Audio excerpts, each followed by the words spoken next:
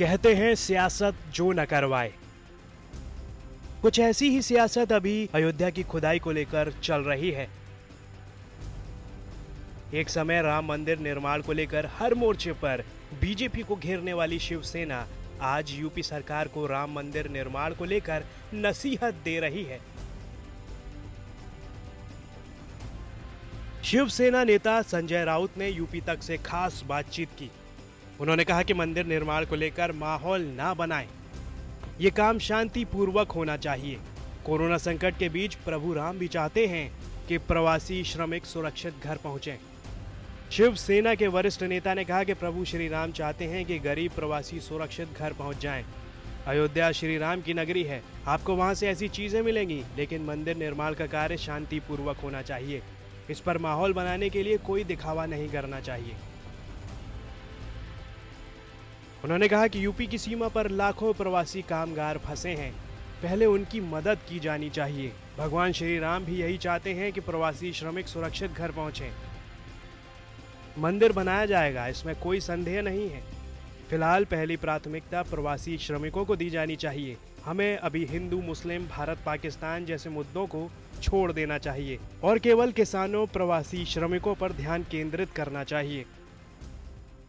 अयोध्या तो प्रभु श्री राम की नगरी थी, वहाँ तो मूर्तियाँ मिलेंगी, अयोध्या के पुराने अवशेष मिलेंगे, ये तो होना ही था। और अब उसका ऊपर जो खुदाई का काम चल रहा है वो शांति से होना चाहिए। उसका ज़्यादा पब्लिसिटी, राजनीति, माहौल बनाने का काम, उससे बचना चाहिए सभी लोगों ने। देश एक संकट से गुजर रहा है। उत्तर प्रदेश के बॉर्डर पे हजारों लाखों प्रवासी मजदूर खड़े हैं अपने घर और गांव जाने के लिए। प्रभु श्री राम भी चाहेगा सबसे पहले उनकी व्यवस्था हो जाए।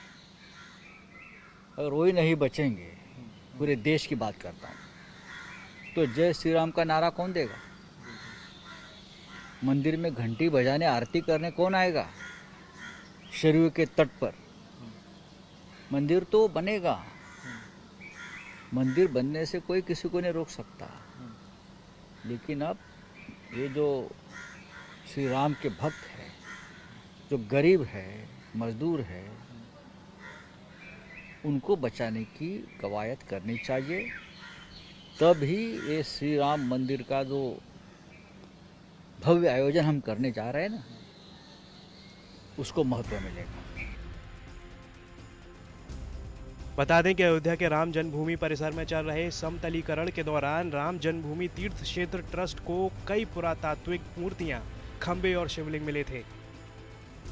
4 फीट से बड़ा एक शिवलिंग उस हिस्से में मिला है जहां मलबा हटाने और समतलीकरण का काम चल रहा था। खुदाई के दौरान भारी संख्या में देवी देवताओं की खंडित मूर्तियों के साथ ब्लैक टच स्टोन के स्तंभ, 6 रेड सैंडस्टोन के स्तंभ सहित 4 फीट का एक बड़ा शिवलिंग भी मिला था।